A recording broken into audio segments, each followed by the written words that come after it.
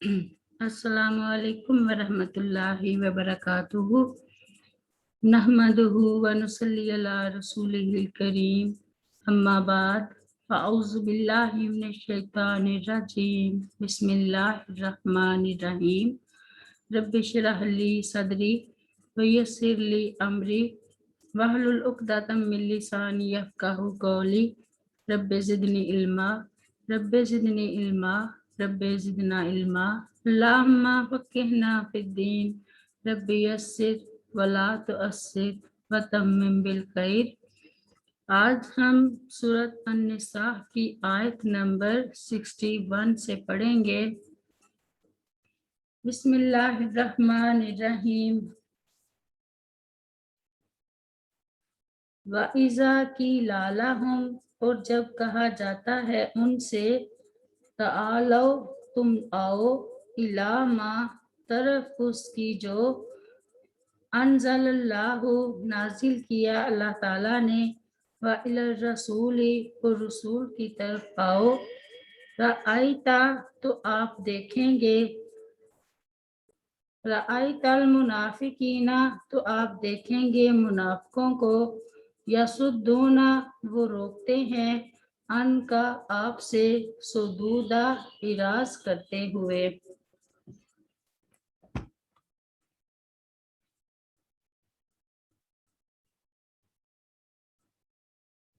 ये आयत ऐसे लोगों के बारे में नाजिल हुई जो अपना फैसला अदालत में ले जाने के बजाय सरदाराने यहूद या सरदाराने कुरैश की तरफ ले जाना चाहते थे।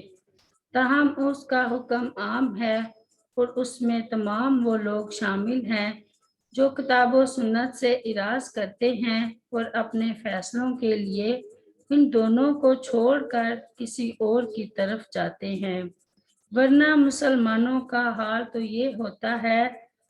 इन्नमा काना कौलल मुमिनीना इज़ा दुऊ इलल्लाहि व रसूलिहि लियहकुमा बैनहुम अन यकूलू समेना व अताना। सूरत अन-नूर में कि जब उन्हें अल्लाह और रसूल सल्लल्लाहु अलैहि वसल्लम की तरफ बुलाया जाता है ताकि वो उनके दरमियान फैसला करें, तो वो कहते हैं कि समेना व अताना। ऐसे ही लोगों के बारे में आगे अल्लाह ताला ने इरशाद फरमाया, व उलाइका हुमुल मुफ्लिहून, यही लोग कामयाब हैं।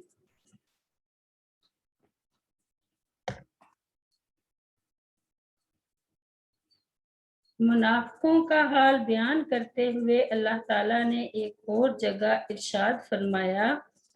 वइज़ा दुऊ इलल्लाहि व रसूलिहि लियहकुमा बैनहुम इज़ा फरीकुम मिनहुम मुअरिज़ून। सूरत अन-नूर में, और जब वो अल्लाह और उसके रसूल की तरफ बुलाए जाते हैं ताकि वो उनके दरमियान फैसला करे, तो अचानक उनमें से कुछ लोग मुंह मोड़ने वाले होते हैं। उसके बरखिलाफ मोमिनों के बारे में अल्लाह ताला ने इरशाद फरमाया, इन्नमा काना कौलल मुमिनीना इज़ा दुऊ इलल्लाहि व रसूलिहि लियहकुमा बैनहुम अन यकूलू समेना व अताना व उलाइका हुमुल मुफ्लिहून। सूरत नूर में,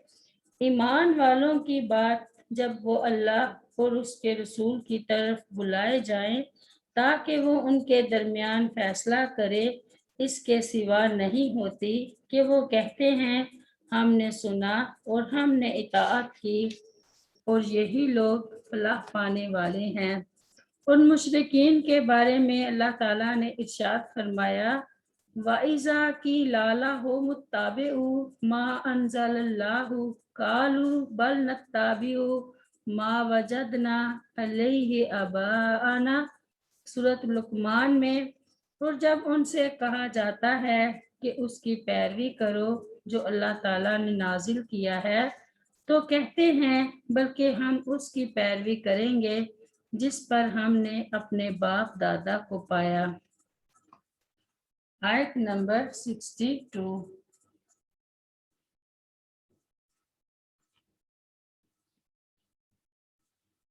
वकैफा फिर क्या हाल होता है इज़ा जब असाबतहुम पहुंचती है उन्हें मुसीबतुन कोई मुसीबत बीमा बवजह इसके जो कद्दमत आगे भेजा तैदीहिम उनके हाथों ने सुम्मा फिर जाओका वो आते हैं आपके पास यहलिफूना वो कस्में खाते हैं बिल्लाही अल्लाह ताला की इन अराधना नहीं हमने इरादा किया था इल्ला मगर एहसानन भलाई का व तौफीका और मुवाफ़क़त बाहम मिलाने का।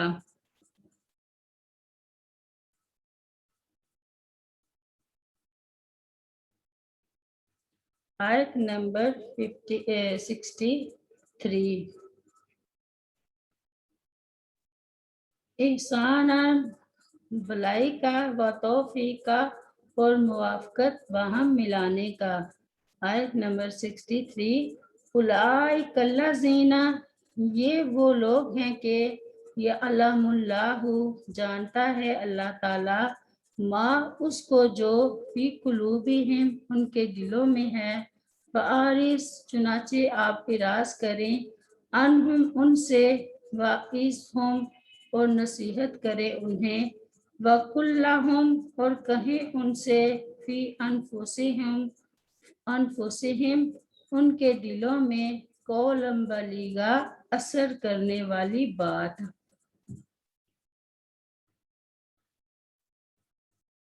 यानी जब अपने उस करतूत की वजह से इताबे इलाही का शिकार होकर मुसीबतों में फंसते हैं तो फिर आकर कहते हैं कि किसी दूसरी जगह जाने से मकसद ये नहीं था कि वहाँ से हम फैसला करवाएं या आप सल्लल्लाहु अलैहि वसल्लम से ज़्यादा हमें वहाँ इंसाफ मिलेगा, बल्कि मकसद सुलह और मिलाप कराना था। अल्लाह ताला ने फरमाया अगरचे हम उनके दिलों के तमाम भेदों से वाकिफ हैं जिस पर हम उन्हें जजा देंगे, लेकिन ए पैगंबर सल्लल्लाहु अलैहि वसल्लम आप उनके जाहिर को सामने रखते हुए दरगुजर ही फरमाइए और वाजो नसीहत और कोले बलीग के ज़रिए से उनके अंदर की इस्लाह की कोशिश जारी रखिए, जिससे ये मालूम हुआ कि दुश्मनों की साजिश को अफू दरगुजर वाजो नसीहत और कौल बलीग के ज़रिए से ही नाकाम बनाने की सही की जानी चाहिए।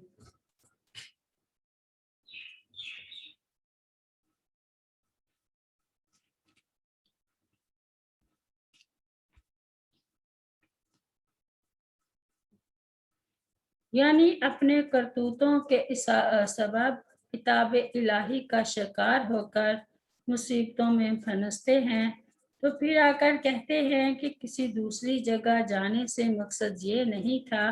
कि वहाँ से हम फैसला करवाएंगे या आप सल्लल्लाहु अलैहि वसल्लम से ज़्यादा हमें वहाँ से इंसाफ मिलेगा, बल्कि मकसद सुलह और मिलाप कराना था। अल्लाह ताला ने फरमाया कि अगरचे हम उनके दिलों के तमाम भेदों से वाकिफ हैं जिस पर हम उन्हें जजा देंगे, लेकिन ए पैगंबर आप सल्लल्लाहु अलैहि वसल्लम उनके जाहिर को सामने रखते हुए दरगुजर ही फरमाइए और वाजो नसीहत और कौले बलीग के ज़रिए से उनकी इस्लाह की कोशिश जारी रखिए, जिससे ये मालूम हुआ कि दुश्मनों की साजिश को अफू दरगुजर वाजो नसीहत और कौल बलीग के ज़रिए से भी नाकाम बनाने की सही की जा सकती है। याद रहे कि ये उस वक्त की बात है जब मुनाफिक मगलूब थे, इस्लाम और उसके अहकाम और अदालतें गालिब थी और मुनाफिक दूसरे लोगों से फैसला कराने पर पशेमान होकर उज़र पेश करते थे। सुम्मा जाऊका यहलिफूना बिल्लाहि इन अरदना इल्ला इहसाना व तौफीका, यानी आप सल्लल्लाहु अलैहि वसल्लम के पास आकर माजरत करते हैं और कस्में खाते हैं کہ آپ صلی اللہ علیہ وسلم کو چھوڑ کر ہم اوروں کے پاس جو گئے اور ان سے جو فیصلے کرائے تو اس سے ہمارا مقصد بھلائی اور موافقت تھا، یہ نہیں کہ ہم ان کے فیصلے کو صحیح سمجھتے ہیں۔ اللہ تعالیٰ نے ان کے بارے میں ایک دوسری جگہ ارشاد فرمایا فَتَرَى الَّذِينَ فِي قُلُوبِهِم مَّرَضٌ يُسَارِعُونَ فِيهِمْ يَقُولُونَ نَخْشَىٰ أَن تُصِيبَنَا دَائِرَةٌ فَعَسَى اللَّهُ أَن يَأْتِيَ بِالْفَتْحِ أَوْ أَمْرٍ مِّنْ عِندِهِ فَيُصْبِحُوا عَلَىٰ مَا أَسَرُّوا فِي أَنفُسِهِمْ نَادِمِينَ۔ سورۃ المائدہ میں پس تو ان لوگوں کو دیکھے گا جن کے دلوں میں ایک بیماری ہے کہ وہ دوڑ کر ان میں جاتے ہیں، کہتے ہیں ہم ڈرتے ہیں کہ ہمیں کوئی چکر آ پہنچے، تو قریب ہے کہ اللہ تعالیٰ فتح لے آئے یا اپنے پاس سے کوئی اور معاملہ، تو وہ اس پر جو انہوں نے اپنے دلوں میں چھپایا تھا پشیمان ہو جائیں۔ آیت نمبر 64۔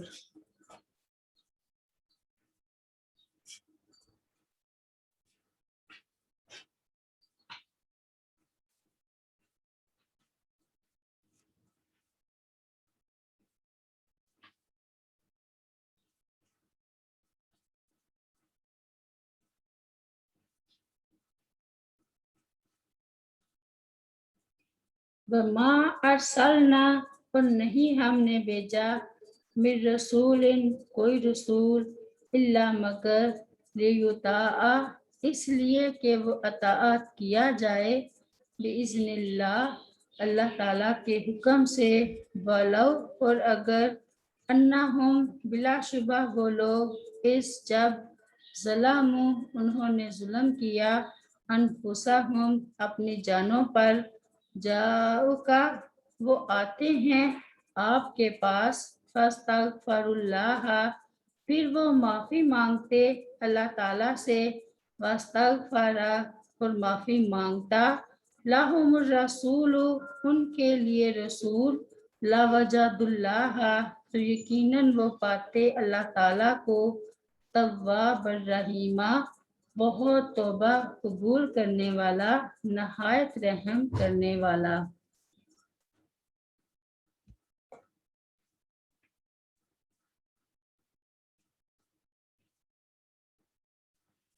مغفرت کے لیے بارگاہ الہی ہی میں توبہ و استغفار ضروری اور کافی ہے،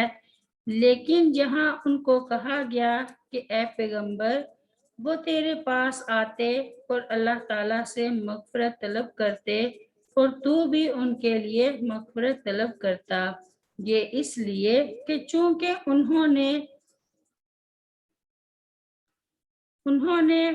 فصل خصومات یعنی جھگڑوں کے فیصلوں کے لیے دوسروں کی طرف رجوع کر کے آپ صلی اللہ علیہ وسلم کا استخفاف کیا تھا، اس لیے اس کے ازالے کے لیے آپ صلی اللہ علیہ وسلم کے پاس آنے کی تاکید کی۔ گزشتہ آیتوں میں منافقین کا ایک بڑا جرم بیان کرنے کے بعد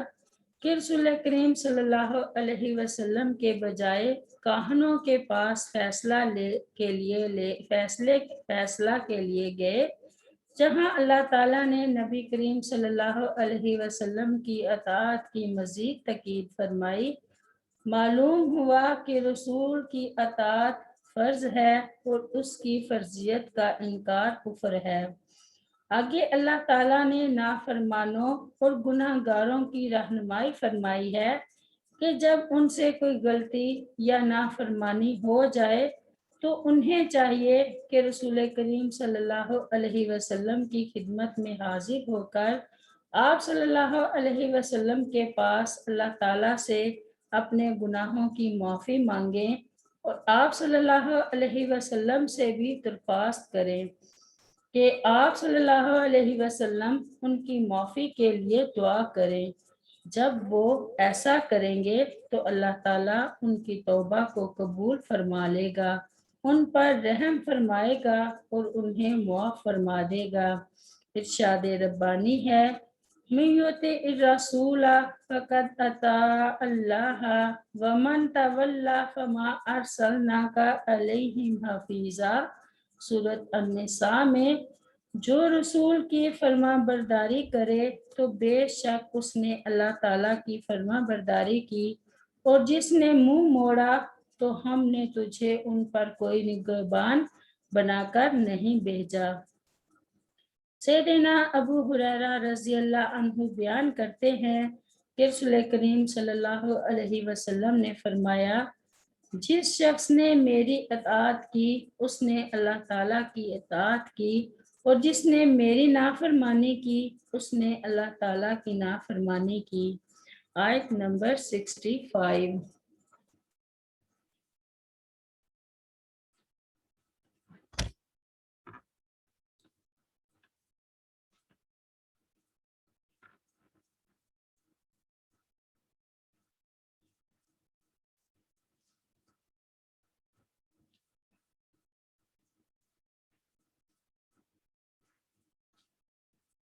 فلا و ربی کا، پس آپ کے رب کی قسم، لا یؤمنون، نہیں وہ مومن ہو سکتے، حتیٰ یہاں تک کہ یحکموا کا، وہ حاکم مانے آپ کو، فیما اس چیز میں کہ شجرہ اختلاف ہو جائے، بینہم ان کے درمیان، ثم پھر لا یجدوا نہ وہ پائیں، فی انفسہم اپنے دلوں میں، حرجن کوئی تنگی، مما قضیتا اس سے جو آپ فیصلہ کر دیں، وَيُسَلِّمُوا اور وہ تسلیم کر لیں، تسلیمہ دل و جان سے تسلیم کرنا۔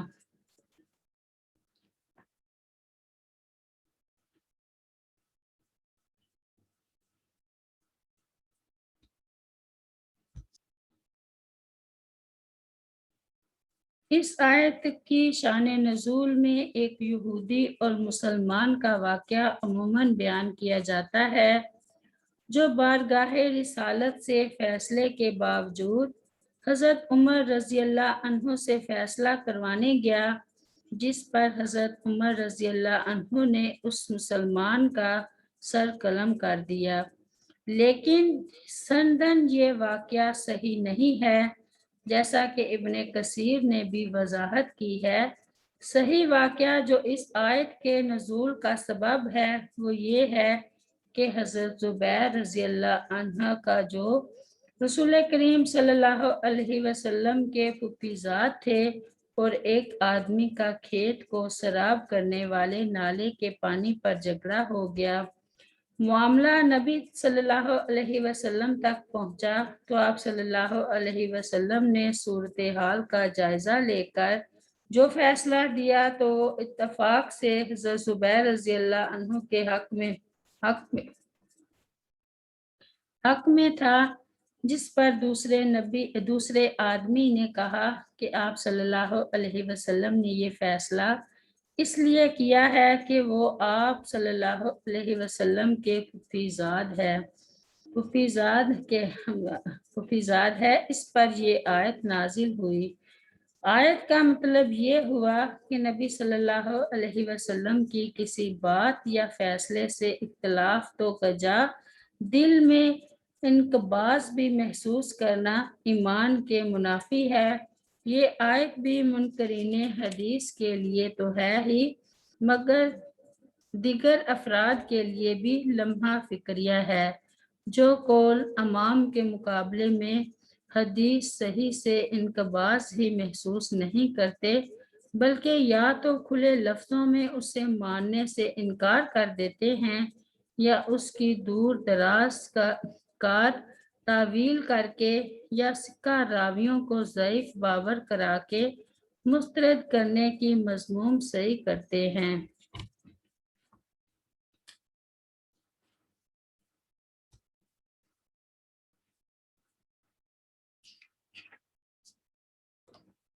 اس آیت میں اللہ تعالیٰ نے اپنی ذات کی قسم کھا کر کہا کہ کوئی آدمی اس وقت تک مسلمان نہیں ہو سکتا جب تک اپنے تمام امور میں رسول اللہ صلی اللہ علیہ وسلم کو فیصل نہیں مان لیتا۔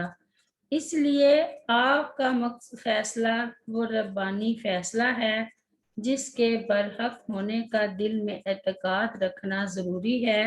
اور عمل کے ذریعے سے بھی اس پر ایمان رکھنے کا ثبوت فراہم کرنا بھی ضروری ہے۔ اسی لیے اللہ تعالیٰ نے اس کے بعد فرمایا یہ ضروری ہے کہ لوگوں کا ظاہر و باطن اسے تسلیم کر لے اور اس کی حقانیت کے بارے میں دل کے کسی گوشے میں شبہ تک باقی نہ رہے۔ گویا اس آیت میں اللہ تعالیٰ نے قسم کھا کر مومن ہونے کی 3 شرطیں بیان کی ہیں۔ پہلی یہ کہ کسی بھی جھگڑے کا فیصلہ رسول اللہ صلی اللہ علیہ وسلم کے علاوہ کسی اور کے پاس نہ لے جایا جائے۔ دوسری یہ کہ رسول کریم صلی اللہ علیہ وسلم کے فیصلے پر دل میں کسی قسم کی تنگی محسوس نہ کی جائے، اور تیسری یہ کہ صاف اعلان کر کے اس فیصلے کو تسلیم کرتے ہوئے اس پر عمل کیا جائے۔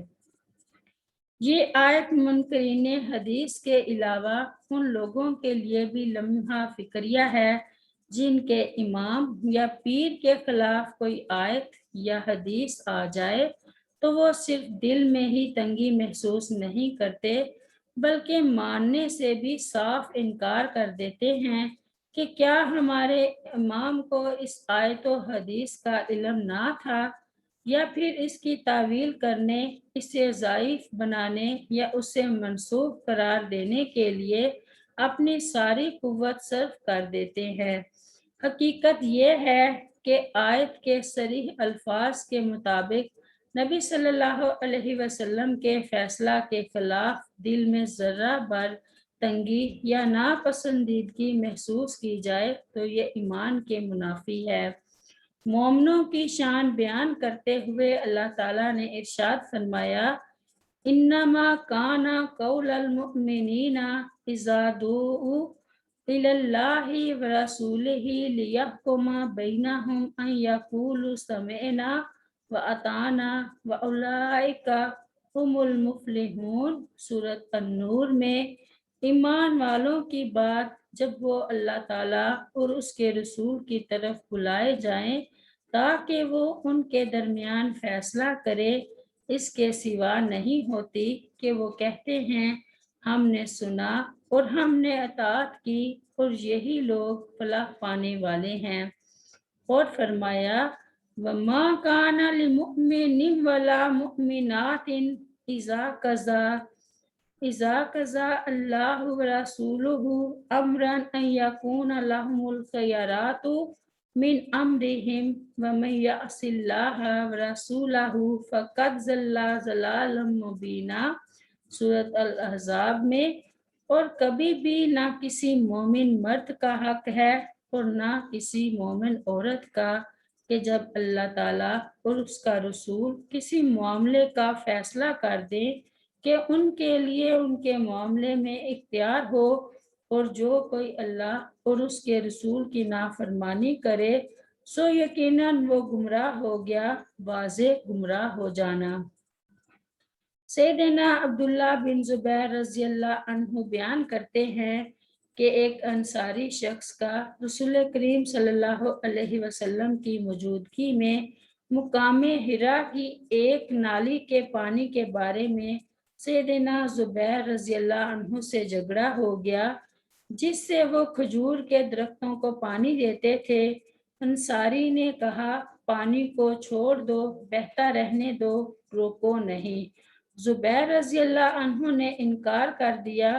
پھر دونوں نے مقدمہ رسول کریم صلی اللہ علیہ وسلم کے سامنے پیش کیا تو نبی کریم صلی اللہ علیہ وسلم نے زبیر رضی اللہ عنہ سے فرمایا اے زبیر، تم اپنی کھیتی کو پانی دے لیا کرو، پھر پانی اپنے پڑوسی کی طرف بہا دیا کرو۔ یہ سن کر وہ انصاری ناراض ہو گیا اور کہا اے اللہ کے رسول صلی اللہ علیہ وسلم، آپ نے یہ فیصلہ اس لیے فرمایا ہے کہ زبیر رضی اللہ عنہ آپ کے پھوپھی زاد بھائی ہیں۔ یہ سن کر رسول کریم صلی اللہ علیہ وسلم کے چہرے کا رنگ متغیر ہو گیا اور آپ صلی اللہ علیہ وسلم نے فرمایا زبیر اپنی کھیتی کو پانی دو، پھر پانی روک لو یہاں تک کہ پانی مڈیروں تک آ جائے، تو پھر اپنے پڑوسی کے لیے پانی چھوڑنا۔ اس طرح انصاری کے نبی صلی اللہ علیہ وسلم کو ناراض کرنے کے بعد آپ صلی اللہ علیہ وسلم نے اپنے صریح حکم کے مطابق سیدنا زبیر رضی اللہ عنہ کو اختیار دیا کہ وہ اپنا حق پورا وصول کر لیں، حالانکہ اس سے پہلے آپ صلی اللہ علیہ وسلم نے جو صورت پیش فرمائی تھی اس میں دونوں کے لیے سہولت تھی۔ سیدنا زبیر رضی اللہ عنہ بیان فرماتے ہیں کہ میرا خیال ہے کہ یہ آیت کریمہ فلا و ربی کا لا یؤمنون حتی یحکموک فیما شجر بینہم اسی موقع پر نازل ہوئی تھی۔ زبیر بن عربی رحمہ اللہ بیان کرتے ہیں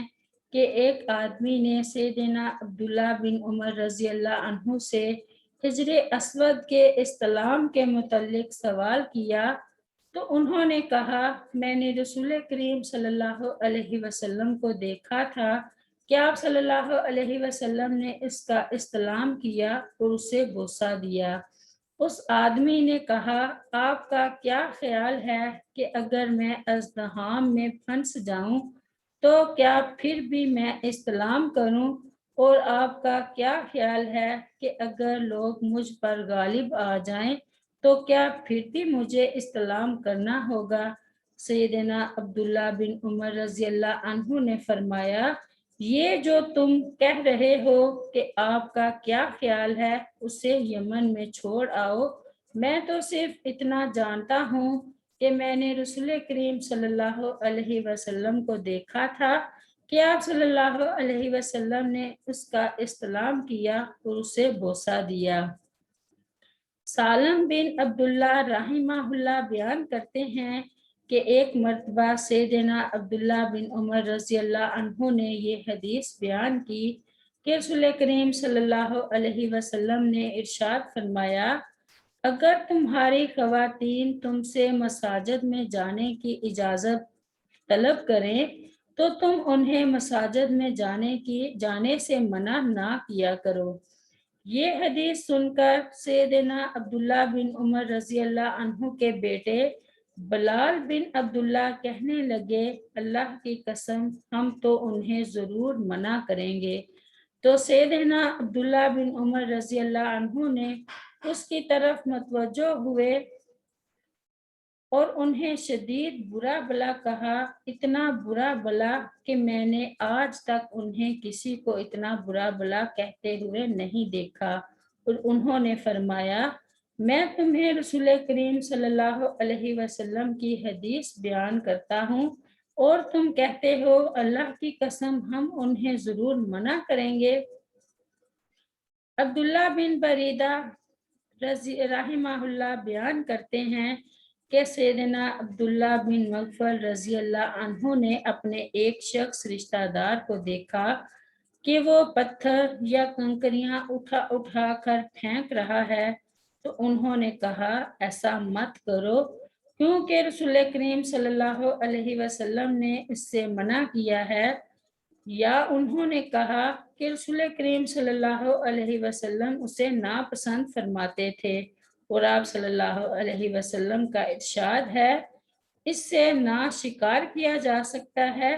اور نہ اس سے دشمن کا خون بہایا جا سکتا ہے، ہاں یہ ہو سکتا ہے کہ یہ کسی کا دانت توڑ دیں اور کسی کی آنکھ پھوڑ دے۔ اس کے بعد سیدنا عبداللہ بن مغفر رضی اللہ عنہ نے اسی آدمی کو پھر دیکھا کہ وہ اسی طرح کنکریاں یا پتھر اٹھا کر پھینک رہا ہے، تو وہ کہنے لگے میں تمہیں رسول کریم صلی اللہ علیہ وسلم کی حدیث بیان کرتا ہوں کہ آپ صلی اللہ علیہ وسلم نے ایسا کرنے سے منع کیا ہے یا اسے ناپسند کیا ہے تو تم پھر بھی اسی طرح کنکریاں پھینک رہے ہو، میں تم سے اتنا عرصہ بات نہیں کروں گا۔ یا ایک روایت میں ہے کہ انہوں نے کہا میں تم سے کبھی بات نہیں کروں گا۔ سبحان ربک رب العزت عما یصفون وسلام علی المرسلین والحمد للہ رب العالمین۔ السلام علیکم ورحمۃ اللہ وبرکاتہ۔